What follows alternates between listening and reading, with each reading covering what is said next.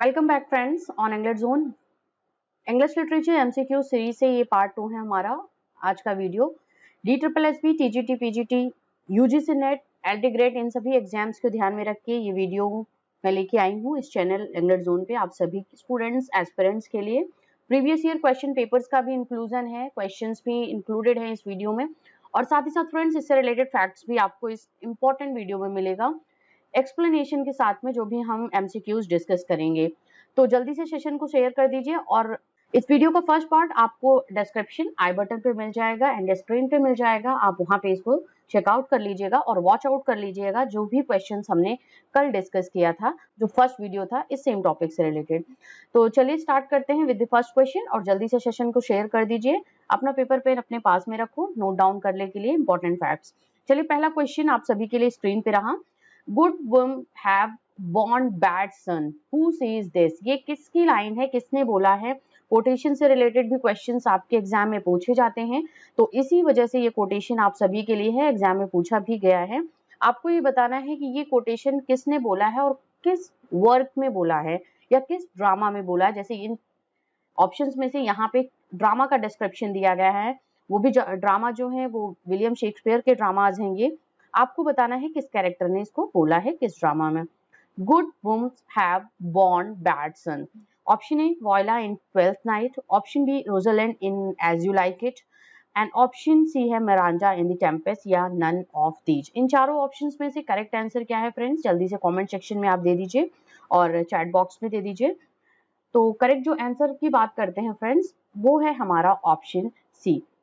Miranda की speech है ये from the play Tempest that was written by William Shakespeare, और ये last phase of literary career of William Shakespeare ने लिखा है, जब उनका लास्ट टाइम ड्यूरेशन था करियर, इसकी बात करते हैं। तो ये जो प्ले था टेम्पेस्ट है, मिरांडा की स्पीच है, Miranda was the heroine of this play, और ये मिरांडा ने किसके लिए बोला है, अपने अंकल के लिए बोला है, फॉर हिज अंकल, क्योंकि उसका फादर जो था वो बहुत ही एक गुड हार्टेड मैन था, और उसने अपने अंकल एंटोनियो के लिए बोला है कि, और अपनी ग्रैंड मदर को एक तरीके से एड्रेस करते हुए बोला है कि good wombs have born bad सन, कि उसकी माँ, उसकी दादी जो थी या उनकी जो एंड उनके फादर की जो माँ थी वो तो बहुत अच्छी थी, बट कभी कभी ऐसे अच्छे लोगों से भी लोग, बुरे लोग पैदा होते हैं, उसकी बात उसने की थी इस कोटेशन में। जब उसके फादर की जो एक रेपुटेशन थी या एक जो उसका बात कर लो थ्रोन था, वो उसके भाई ने उसे जबरदस्ती या बात कर लो ट्रिकरी के थ्रू से छीन लिया था, उसकी बात इसने ये कोटेशन उसमें बोला है, जब उसको इस चीज का पता चलता है मिरांडा को इस प्ले द टेम्पेस्ट में। और last phase of literary career जो विलियम शेक्सपियर ने इसको लिखा हुआ है, ये आप जरूर ध्यान दीजिएगा। नेक्स्ट वन क्वेश्चन की बात करते हैं। कमला दास got Kerala Sahitya Akademi award in the year. Kamala Das की बात करें तो एक कन्फेशनल पोएट के रूप में रिगार्ड की जाती हैं इंडियन इंग्लिश लिटरेचर में।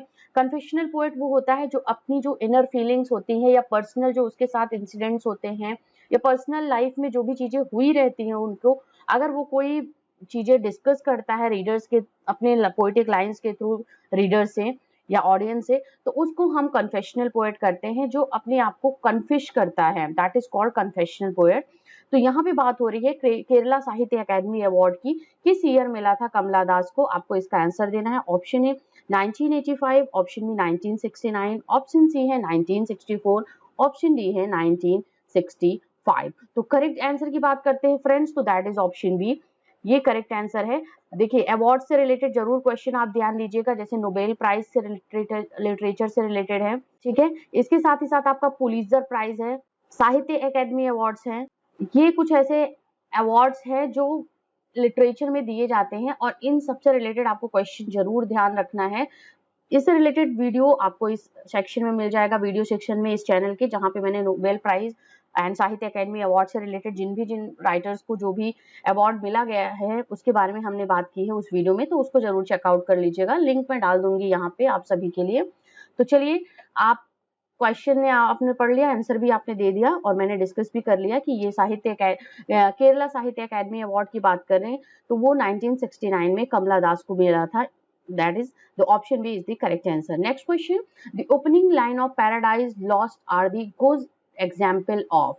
पैराडाइज लॉस्ट जो है वो ओपनिंग लाइंस जो उसकी हैं, जहाँ पे उसमें बात की गई है, जब वो बात करते हैं कि किस तरीके से गॉड के रूल्स को, जो ओवे उसको नहीं फॉलो करते हुए एडम एंड ईव ने फॉरबिडन ट्री से एप्पल जो फ्रूट था उसको टेस्ट किया, उसकी बात की है। तो उसमें कौन सा गुड एग्जाम्पल है, किसके बारे में उसमें बात की, किस एक स्टाइल में उसको लिखा गया है, हेरोइक कपलेट में लिखा है, मेल्टोनिक इन्वर्जन में लिखा है, स्प्रंग रिदम में लिखा है, या हाइपरबोली में लिखा है।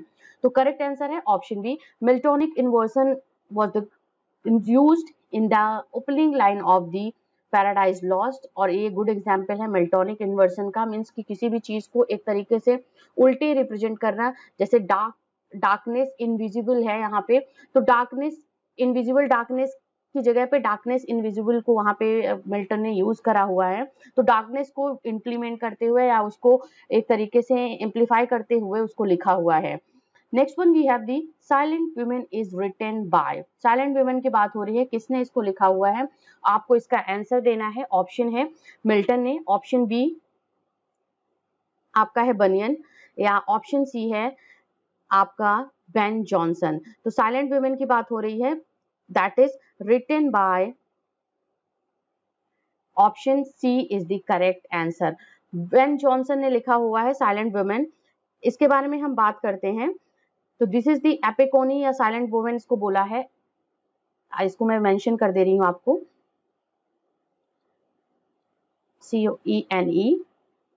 COENE इसको लिखे है, और द साइलेंट वुमेन इसका पूरा फुल टाइटल था। आप इसको जरूर नोट डाउन कर लीजिए। ये प्ले है जो कि बेन जॉनसन ने लिखा हुआ है, तो ऑप्शन सी हमारा करेक्ट आंसर होगा। और इसके साथ ही साथ फ्रेंड्स, ये पब्लिश किस ईयर में हुआ है, साइलेंट वुमेन की बात करते हैं तो ये पब्लिश हुआ है 1609 में। ठीक है, नोट डाउन करते चलो आप सभी इस इंपॉर्टेंट फैक्ट को इस क्वेश्चन के रिगार्डिंग। नेक्स्ट क्वेश्चन की बात करते हैं हम, there are books in Paradise Regained. Paradise Regained में कितनी बुक्स के साथ में ये पब्लिश हुआ था। पैराडाइज रीगेन्ड बात करते हैं, पैराडाइज लॉस्ट का एक तरीके से ये वर्क है। पैराडाइज लॉस्ट के बाद इसको लिखा है मिल्टन ने। तो पैराडाइज रीगेन्ड जो पोएम है कितनी बुक्स के साथ में पब्लिश हुआ था, option A 10, option B 2, option C 4, या ऑप्शन डी है 5। तो करेक्ट जो आंसर है option C is the correct answer. It was publish with 4 books. Paradise Regained किस ईयर में पब्लिश हुआ है, 1671 में। ओके, 1671 में ये बुक जो था ये पब्लिश हुआ है। तो फ्रेंड्स, ये इंपॉर्टेंट फैक्ट्स है इस क्वेश्चन के रिगार्डिंग। और इसमें क्या था, इसके साथ ही साथ एक क्लोजेड ड्रामा भी पब्लिश हुआ था इसी ईयर में। क्लोजेड ड्रामा पब्लिश हुआ है इसी ईयर में, जिसको हम बोलते हैं सैमसन एगोनिस्ट। ओके, सैमसन, यहाँ पे ध्यान दीजिएगा, SAMSON एगोनिस्टिस। क्लोजेड ड्रामा भी ये 1671 में ही पब्लिश हुआ है। ओके, तो ये था 1671 में विद 4 बुक्स। पैराडाइज रीगेन्ड जो एक पैरोडी बुक थी, इससे पैराडाइज लॉस्ट से जो इन्फ्लुएंस होकर के लिखी गई थी, तो 1671 में पब्लिश हुआ है 4 बुक्स में साथ में। और इसी के साथ साथ एक क्लोजेड ड्रामा भी इसी पैराडाइज रीगेन्ड में पब्लिश हुआ है, जिसको हम सैमसन एगोनिस्ट के नेम से जानते हैं। Next one we have Essays of Elia. Essays of Elia की बात हो रही है, बहुत ही एक फेमस एसे है एसेज ऑफ एलिया। ये बोला जा रहा है कि कब ये फर्स्ट टाइम अपीयर हुआ है। ठीक है, अपीयरेंस इसका किसमें हुआ है फर्स्ट टाइम, इसका आपको आंसर देना है। Option A London magazine, option B jam, option B Blackwood magazine, या ऑप्शन डी है नन ऑफ दीज। तो इसका करेक्ट आंसर क्या है आप सभी बता दीजिए फ्रेंड्स। तो ऑप्शन जो ए है इसका करेक्ट आंसर है। लंदन मैगजीन में ये फर्स्ट टाइम अपीयर हुआ था, एसेज ऑफ एलिया। अगर ये बात करें तो this is the collection of essays by Charles Lamb. Okay, collection of essays है चार्ल्स लैम्ब के लिए, चार्ल्स लैम्ब ने इसको लिखा हुआ है। तो ये इंपॉर्टेंट फैक्ट जरूर नोट डाउन कर लीजिए आप सभी। और कब अपीयर हुआ है लंदन मैगजीन में ये, तो 1820 में फर्स्ट टाइम अपीयर हुआ है। ठीक है, फर्स्ट टाइम अपीयर्ड इन 1820 जो लंदन मैगजीन में पब्लिश हुआ है। अगर बुक की बात करें तो बुक के फॉर्म में, इन बुक फॉर्म ये जो पब्लिश हुआ है 1823 में पब्लिश हुआ है। ठीक है, in book form 1823 this was published, Essays of Elia। तो लंदन मैगजीन में फर्स्ट टाइम 1820 में अपीयर हुआ है। नेक्स्ट क्वेश्चन की बात करते हैं, जेन एर, an autobiography that was written by Charlotte Bronte was originally published in। Charlotte Bronte की बात करते हैं तो हम ये विक्टोरियन एरा की नॉवेलिस्ट हैं। Jane Eyre an autobiography is an important work जो कि इन्होंने लिखा हुआ है शैर्लेट ब्रॉन्टे ने। ब्रॉन्टे सिस्टर के नेम से फेमस थे। 3 सिस्टर्स थे इसमें, Charlotte Bronte, Anne Bronte and Emily Bronte. ये तीनों सिस्टर्स थी। विक्टोरियन एरा में अपने अपने वर्क्स को इन्होंने लिखा हुआ है और तीनों ने बहुत ही फेमस नॉवेल्स लिखी हुई हैं इस टाइम ड्यूरेशन में, विक्टोरियन एरा में। तो आपको इस जेन एयर से रिलेटेड जो नॉवेल है ये, इसके बारे में बताना है कि किस ईयर में ये ओरिजिनली ये पब्लिश हुआ है। ऑप्शन है यहाँ पे, करेक्ट क्वेश्चन आंसर आ गया यहाँ पे, option B is the correct answer. 1847 is the answer we have here. Jane Eyre that was an autobiographical, इसका फुल टाइटल था। शैर्लेट ब्रॉन्टे ने इसको लिखा है और 1847 में पब्लिश हुआ है। Next one we have, Tennyson succeeded Wordsworth as poet laureate in. बहुत ही एक इंपॉर्टेंट क्वेश्चन है स्क्रीन पे आप सभी के लिए। पोएट लॉरिएट से रिलेटेड क्वेश्चन आता है, जैसे मैंने बात की नोबेल प्राइज से रिलेटेड, साहित्य अकेडमी से रिलेटेड क्वेश्चंस आते हैं एग्जाम में। तो पोएट लॉरिएट जरूर आप ध्यान दीजिएगा, इसको बिल्कुल इग्नोर मत कीजिएगा। तो टेनिसन के बारे में बात हो रही है। Alfred Lord Tennyson Victorian era के रिप्रेजेंटेटिव पोएट हैं ये। इन्होंने किस ईयर में वर्ड्सवर्थ को सक्सीड किया था, मीन्स वर्ड्सवर्थ के बाद किस ईयर में Tennyson was appointed as the poet laureate? Option A है 1843, option B 1840, option C 1850, option D है 1860। तो करेक्ट जो आंसर है फ्रेंड्स, ये बहुत इजी भी क्वेश्चन है। इसका बात करें अगर हम इसके मॉडरेशन की, तो कौन सा टाइप ऑफ क्वेश्चन है, this is very easy type of question and option B C is the correct answer. In the year 1850 Tennyson succeeded Wordsworth as poet laureate, क्योंकि 1850 में वर्ड्सवर्थ की डेथ हुई थी। ये डाइड या बात करें डाइड इन डेथ हुआ था जो 1850 का टाइम ड्यूरेशन था। 1843 से लेकर के 1850 तक का टाइम ड्यूरेशन था कि जब पोएट लॉरिएट थे विलियम वर्ड्सवर्थ। और टेनिसन की बात करें तो 1850 से लेकर के 1892 तक ये पोएट लॉरिएट थे। ठीक है, कौन था? टेनिसन। ठीक है, यहाँ पे जरूर इसको नोट डाउन कर लीजिए अपने नोट्स में इंपॉर्टेंट फैक्ट्स के लिए। मैंने आपको दो चीजें यहाँ पे बताई, 1843 से 1850 तक वर्ड्सवर्थ पोएट लॉरिएट थे इंग्लैंड के, एंड 1850 से 1892 तक पोएट लॉरिएट थे Tennyson, and this was the longest time duration जो कि पोएट था एज अ पोएट लॉरिएट, तो वो टेनिसन थे 1850 से 1892 till his death. Next one we have the question, In Memoriam was published in. आपको बताना है इन मेमोरियम किस ईयर पब्लिश हुआ है और ये किसका वर्क है, इसके बारे में भी हम बात करेंगे। तो पहले क्वेश्चन की आंसर की बात कर लेते हैं। इन मेमोरियम जो वर्क था वो किस ईयर पब्लिश हुआ है? ऑप्शंस हैं अवेलेबल यहाँ पे। Option A 1855, option B 1850, option C 1854, option D 1864। तो ऑप्शन जो करेक्ट आंसर है यहाँ पे वो है हमारा option B 1850। 1850 was the time जब इन मेमोरियम जो एक लिरिकल पोएम थी, एक एलेजिक पोएम थी, लिरिकल एलेजिकल पोएम थी, ये कि किसने लिखा हुआ है इसको? तो वो अल्फ्रेड लॉर्ड टेनिसन ने लिखा हुआ है। ठीक है, Alfred Lord Tennyson had written this work, this poem, और 1850 में ये पब्लिश हुई है। ठीक है, 1850 में किसके नेम के लिए लिखा था? Arthur Henry Hallam. इसका फुल टाइटल था In Memoriam AHH। Okay, Arthur Henry Hallam जो इनके पोएट के फ्रेंड थे, कैम्ब्रिज यूनिवर्सिटी में जब ये पढ़ते थे तो उनके फ्रेंड थे, तो उनकी मेमोरी में, उनकी डेथ पे ये पोएम इन मेमोरियम जो है वो लिखा है अल्फ्रेड लॉर्ड टेनिसन ने, and that's why the publication year of in memoriam was in the year 1850. Next we have the question, the last poem written by Tennyson in anticipation of his death is। last poem जो थी वो Tennyson ने लिखी हुई है in anticipation of his death, अपने anticipate करते हुए अपने डेथ को। तो ऑप्शन ए है Locksley Hall, option A B Maud, option C the Dreamer, option D the none of the above, and the correct answer we have here the Dreamer is the correct answer. ठीक है, यहाँ पे option B सी जो होगा वो हमारा correct answer है। The dreamer की बात करते हैं, ये एंटिसिपेट करते हुए टेनिसन ने अपना ये जो वर्क है ये लिखा हुआ है।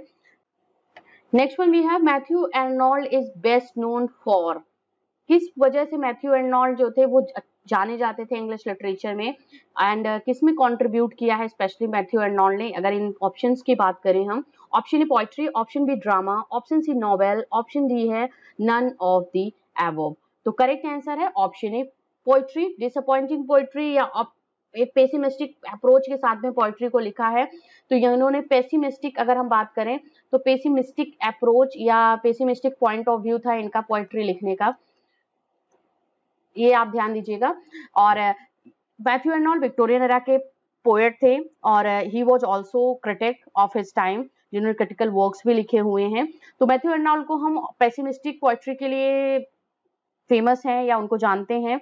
और मैथ्यू आर्नोल्ड ने डॉवर बीच लिखी हुई है जो कि एक बहुत ही पेसिमिस्टिक व्यू के साथ में, एक डिसअपॉइंटिंग व्यू के साथ में, नोट के साथ में उन्होंने ये पोएट्री लिखी हुई है, and that's why option A is the correct answer. उन्होंने ड्रामा और नॉवेल्स नहीं लिखा है बट पोएट्री के लिए स्पेशली जाने जाते हैं। Men and Women, ये आपको बताना है। Men and Women is a collection of poems written by whom? Options में पढ़ देती हूँ। Men and Women जो कलेक्शन ऑफ पोएम है उसका जो किसने लिखा हुआ है, इसको आपको आंसर देना है। Option A William Blake, option B है John Keats, option D C है रॉबर्ट ब्राउनिंग, ऑप्शन डी है रविंद्रनाथ टैगोर। तो करेक्ट जो आंसर है उसके बारे में बात करेंगे। ये कलेक्शन ऑफ पोएम्स है जो कि लिखा है रॉबर्ट ब्राउनिंग ने। रॉबर्ट ब्राउनिंग की बात करते हैं तो विक्टोरियन एरा के ये पोएट हैं जो ड्रामेटिक मोनोलॉग के लिए जाने जाते हैं। ये ड्रामेटिक इनका था, ड्रामेटिक मोनोलॉग से रिलेटेड इन्होंने पोएट्री लिखी हुई है। और ऑप्टिमिस्टिक अप्रोच के साथ में, जहां पे हम हार्डी और आर्नोल्ड को देखते हैं, उन्होंने पेसिमिस्टिक अप्रोच के साथ में पोएट्री लिखी हुई है। बट यहाँ पे आप देखोगे जो रॉबर्ट ब्राउनिंग की पोएट्री होगी वो एक पॉजिटिव नोट के साथ में, ऑप्टिमिस्टिक अप्रोच के साथ में वो पोएट्री लिखी गई है। और मैन एंड वुमेन जो है वो 51 पोएम्स का कलेक्शन है। मैन एंड वुमेन 51 पोएम्स का ये कलेक्शन है, ठीक है। पब्लिश हुआ है फर्स्ट टाइम 1855 में। तो ये सभी इंपॉर्टेंट फैक्ट्स जरूर नोट डाउन कर लीजिएगा। 1855 में पब्लिश हुआ है main and women collection of 51 poems. Victorian era के पोएट थे, ड्रामेटिक मोनोलॉग के फेमस हैं, साथ ही साथ ऑप्टिमिस्टिक अप्रोच के साथ में पोएट्री रॉबर्ट ब्राउनिंग ने लिखी हुई है। नंबर नेक्स्ट की बात करते हैं जॉर्ज इलियट। जॉर्ज इलियट की बात करते हैं, विक्टोरियन एरा की एक ग्रेट नॉवेलिस्ट हैं। The mill and the floss, mill on the floss, ये क्या है आपको बताना है। What kind of work this is, even this is novel, but आपको बताना है कि क्या वर्क है ये जॉर्ज इलियट का। ऑप्शन है हिस्टोरिकल नॉवेल है, ऑप्शन बी है ये एक स्पिरिचुअल ऑटोबायोग्राफी है, ऑप्शन सी रिलीजियस नॉवेल है, या ऑप्शन डी है पिकरिस्ट नॉवेल। तो जो करेक्ट आंसर की बात करते हैं, this is the answer, option B spiritual autobiography है जॉर्ज इलियट की, मिल ऑफ द फ्लॉस, जो कि ये पब्लिश हुआ है इन द ईयर 3 वॉल्यूम्स में 1860। Okay 1860 was the time with 3 volumes ये पब्लिश हुआ है, ठीक है। इसको नोट डाउन कर लीजिएगा। और एक साइकोलॉजिकल फिक्शन है, डोमेस्टिक फिक्शन है ये, जो कि Mill of the Floss name है इस वर्क का। फेमिनिस्ट नॉवेल है, जॉर्ज इलियट ने लिखा है। मैरी एन इवांस इनका एक रियल नेम था। George Eliot was the pen name of, ये पेन नेम है मैरी एन इवांस का। नोट डाउन कर लीजिए, Mary Ann Evans is the real name and her pen name is George Eliot. George Eliot के name से ही ये अपनी poetry को लिखा करती थी। नेक्स्ट नंबर क्वेश्चन की बात करते हैं। The moment of return to nature has to do with, आपको बताना है जो मूवमेंट था एक तरीके का रिटर्न टू नेचर मीन्स प्रकृति की तरफ वापस लौटो, ये किस एज में आपको देखने को मिलता है। Option A neoclassical age, Romantic age, Restoration age, या है नन ऑफ दीज। तो बिना डिले आंसर की तरफ चलते हैं। ऑप्शन बी हमारा करेक्ट आंसर होगा, रिटर्न टू नेचर। आप देखोगे पोएट्री में विलियम वर्ड्सवर्थ के एंड साथ ही साथ कॉलरीज, शेले, कीट्स, इन सभी ने मैक्सिमाइज करते हुए जो पोइट्री लिखी है वो नेचुरल पोइट्री लिखी है, नेचर को अडॉप्ट करते हुए, नेचर को एज ए थीम अपने पोइट्री में इंप्लीमेंट करते हुए वर्क्स को या अपनी पोइट्री को लिखा हुआ है इस टाइम में, and that's why return to nature that belongs to the romantic era. Next one we have the question, Which of the following essay is not written by Charles Lamb? Charles Lamb ने कौन सा इसमें से ऐसे है जो नहीं लिखा हुआ है? The convalescence, imperfect sympathies, option A bachelors complaint, option D है ऑफ स्टडीज। तो इसका आंसर जो है of studies, of marriage, of friendship की बात करते हैं। तो फ्रेंड्स ये किसने लिखा है? फ्रांसिस बेकन ने। Francis Bacon was the essays of this essay of studies, and बाकी के तीनों जो लिखे हैं ये आपके चार्ल्स लैम्ब ने लिखे हुए हैं। ठीक है, चार्ल्स लैम्ब की बात करते हैं तो रोमांटिक एज के ये इंपॉर्टेंट आप एसेज थे। इसके साथ ही जो ऑफ स्टडीज की बात करते हैं तो फ्रांसिस बेकन एलिजाबेथन एरा के इंपॉर्टेंट एसेज थे। Next one we have which of the collection following collection of poems was written by Kamala Das. आपको बताना है इन चारों ऑप्शंस में से कौन सा पोएटिक कलेक्शन है जो कि कमला दास ने लिखा है। इंडियन इंग्लिश नॉवल ये पोएट थी। Option A Summer in Calcutta, option B Gitanjali, option C Leaves of Grass, option C songs and sonnet. तो बिना डिले ऑप्शन ए हमारा जो है वो करेक्ट आंसर है।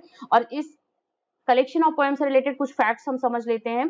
Kamala Das is a bilingual poet, native Malayalam and English. Malayalam ये पोएट थी और इंग्लिश पोएट्री भी लिखी हुई है। The works of Kamala Das are follows. Summer in Calcutta poetic collection है, 1950 में पब्लिश हुआ है।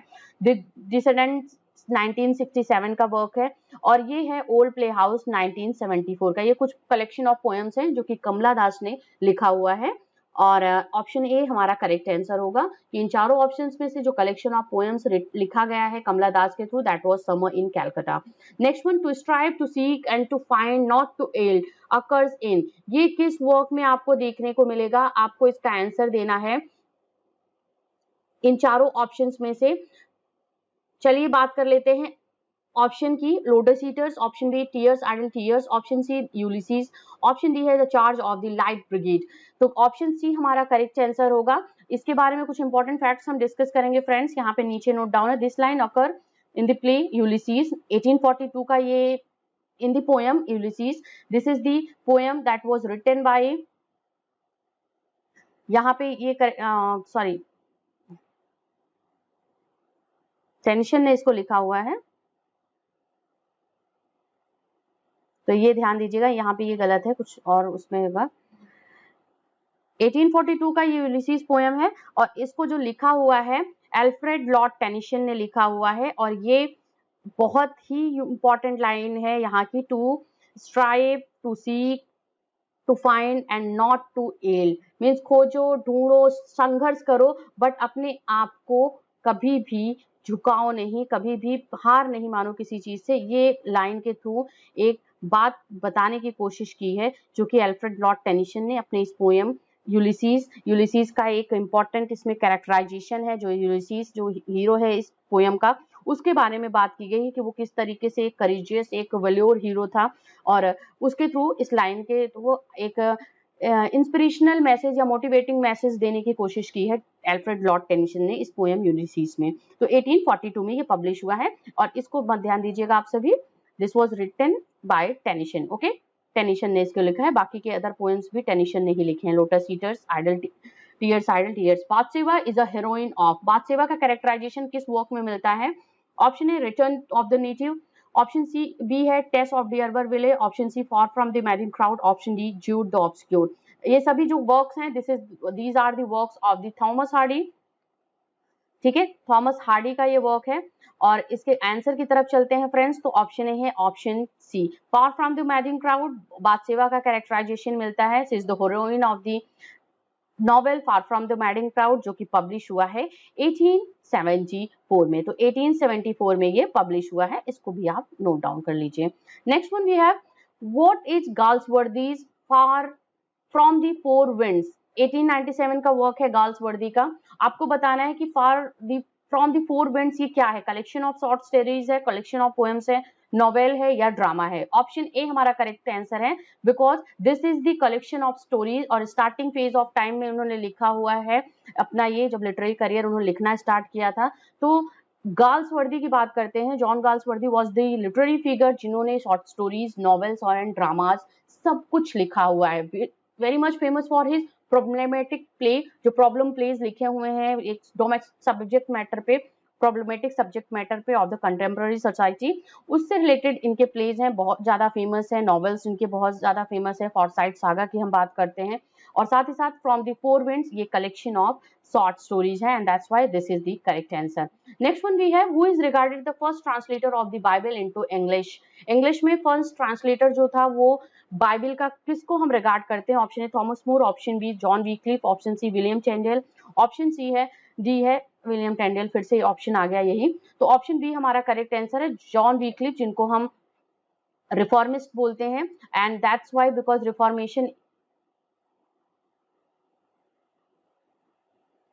रिफॉर्मेशन जब मोमेंट था उस टाइम पे ट्रांसलेशन जो था बाइबल का इंग्लिश लैंग्वेज में, ये एक बहुत ही एक इम्पैक्टफुल जो इवेंट हुआ, इसका ट्रांसलेशन हुआ फर्स्ट टाइम जो बाइबल का इंग्लिश लैंग्वेज में, और ये क्रेडिट जाता है जॉन विक्लिफ को जिन्होंने इंग्लिश ट्रांसलेशन दिया बाइबल का। एंड फ्रेंड्स, इसके साथ ही साथ आज सेकंड पार्ट का हम यही एंड करते हैं कुछ इंपॉर्टेंट क्वेश्चन के साथ में। पार्ट थर्ड में हम आएंगे, सीरीज थर्ड में इंग्लिश लिटरेचर से रिलेटेड एमसीक्यूज का सीरीज होगा, जो कि थर्ड सीरीज होगा इस सीक्वेंस में। First and two already uploaded है, फर्स्ट का पार्ट आप देख लीजिएगा, आई बटन एंड स्क्रीन और डिस्क्रिप्शन में मिल जाएगा। इसके साथ ही साथ अभी विजिट कर रहे हो तो इसको सब्सक्राइब जरूर कर दीजिए और लाइक भी कर दीजिए।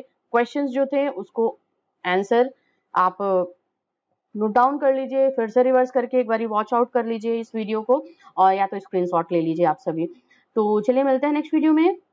Till then keep watching English Zone for the best preparation of your English literature exam. Thank you very much for watching this.